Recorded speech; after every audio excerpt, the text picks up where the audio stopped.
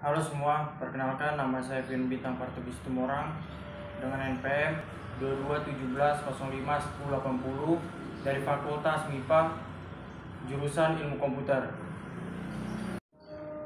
Di sini saya akan meresume materi PKKMB yang bertemakan Ciptakan Mahasiswa Berkarya dan Berinovasi.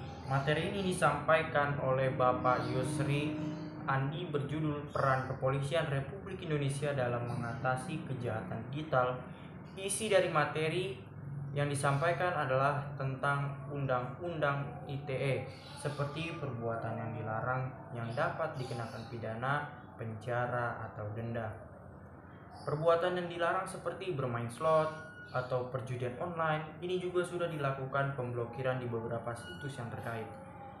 Pak Yusri Yani juga menginfokan bahwa tidak hanya perjudian online saja yang merupakan kejahatan digital, tetapi juga ada beberapa lainnya seperti berita hoax, pencemaran nama baik, dan penipuan online. Maka dari itu, jangan sampai kita ikut dan terjerat masalah-masalah seperti yang sudah saya bicarakan tadi.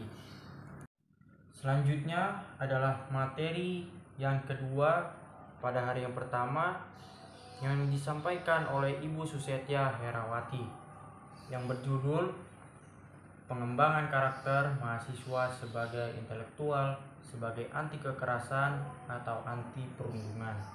Ibu Susetya membahas ada 5 topik penting yang telah saya ambil. Yang pertama ada generasi muda yang diminta, yang dimana menurut Undang-Undang Generasi Muda adalah yang berumur 16-30 tahun. Dan yang kedua, perbedaan sikap dan perkataan bagi orang-orang yang berilmu dan tidak berilmu. Dan yang ketiga, merosotnya nilai toleransi dalam masyarakat. Dan yang keempat, ada kemunduran kesopanan dan rasa tolong-menolong. Dan yang kelima, lunturnya nilai-nilai kejujuran di dunia maya dan lain-lain.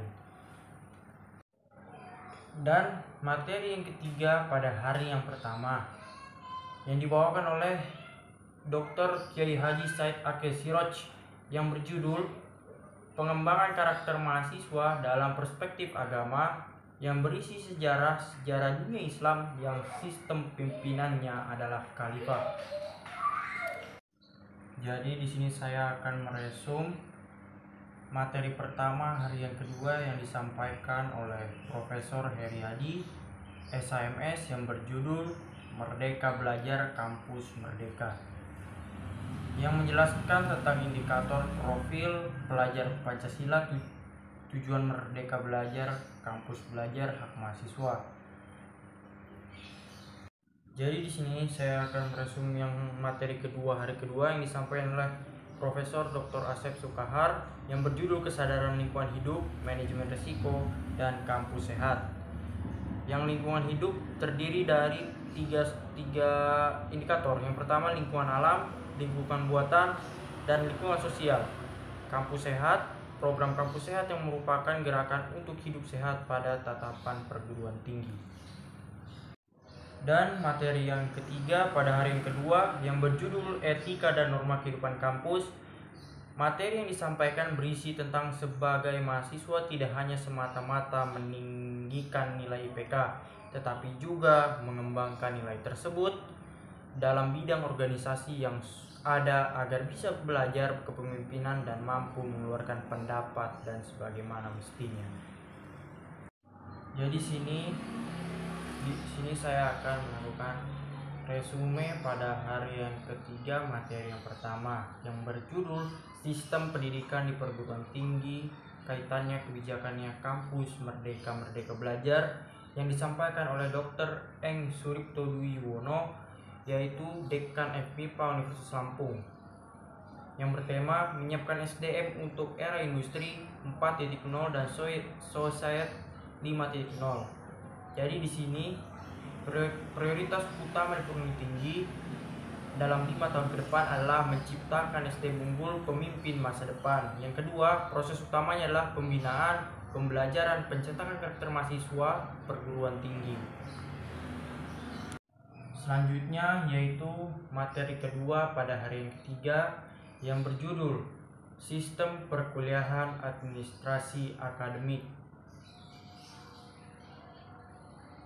Pendidikan tinggi itu terbagi menjadi 3 jenis. Yang pertama itu ada pendidikan akademik yang terbagi menjadi 2, yaitu pendidikan sarjana dan pendidikan prasarjana. Dan yang kedua ada pendidikan profesi, yang ketiga ada pendidikan vokasi yang terbagi menjadi 4 jenis, yaitu program diploma, sarjana terapan, magister terapan, dan doktor terapan. Dan tahun akademik juga dibagi menjadi 3, yaitu semester ganjil, semester genap, dan semester antara. Selanjutnya yaitu materi ketiga pada hari yang ketiga yang berjudul Tata Kelola Sarana Prasarana dan Keuangan FMIPA Universitas Lampung, yang disampaikan oleh Dr. Muslim Mansori, yaitu Wakil Dekan Bidang Umum dan Keuangan. Beliau menyampaikan tugas pokok dan fungsi Wakil Dekan Bidang Umum dan Keuangan FMIPA, yaitu yang pertama adalah merencanakan dan mengelola anggaran pendapatan dan belanja FMIPA. Yang kedua, melakukan pembinaan karir dan kesejahteraan tenaga pendidik dan tenaga kependidikan. Yang ketiga, mengurus dan melaksanakan ketatausahaan kerumah tangga, ketertiban, keamanan, dan tata kelola lingkungan FMIPA. Yang keempat, ada menyelenggarakan hubungan masyarakat. Dan yang kelima, ada menyelenggarakan pengelolaan data bidang administrasi umum. Dan yang keenam, melakukan pemantauan dan evaluasi kinerja tenaga pendidik. Yang ketujuh, melakukan koordinasi penyusunan daftar usulan kegiatan. Dan ke-8, melakukan koordinasi fungsional dengan wakil rektor bidang umum dan keuangan. Yang ke-9, menyusun dan menyampaikan laporan tahunan kepada dekan. Dan yang terakhir, pada hari yang ketiga, materi keempat yang berjudul Kegiatan Kemahasiswaan Alumni dan Sistem Administrasi Kemahasiswaan, yang disampaikan oleh Dr. Renat Ronius Marjunus, yaitu Wakil Dekan Bidang Kemahasiswaan dan Alumni Fakultas Matematika dan Ilmu Pengetahuan Alam Universitas Lampung. Beliau menyampaikan yang pertama ada layanan di Subbak Kemahasiswaan, dan yang kedua ada tim konsultasi dan bimbingan. Yang ketiga ada tim sosial. Yang keempat ada tim minat bakat FMIPA Unila. Yang kelima ada pendidikan dan latihan mahasiswa Kartu Indonesia Pintar. Yang keenam ada kompetisi mahasiswa tingkat FMIPA. Yang ketujuh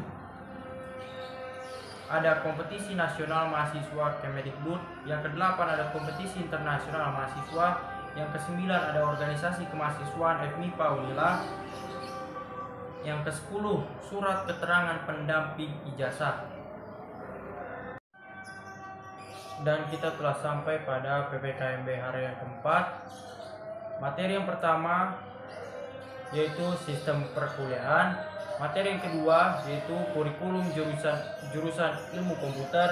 Dan yang ketiga adalah bimbingan konseling untuk anak-anak ilmu komputer. Dan yang keempat adalah perkenalan sistem informasi dan layanan bagi mahasiswa.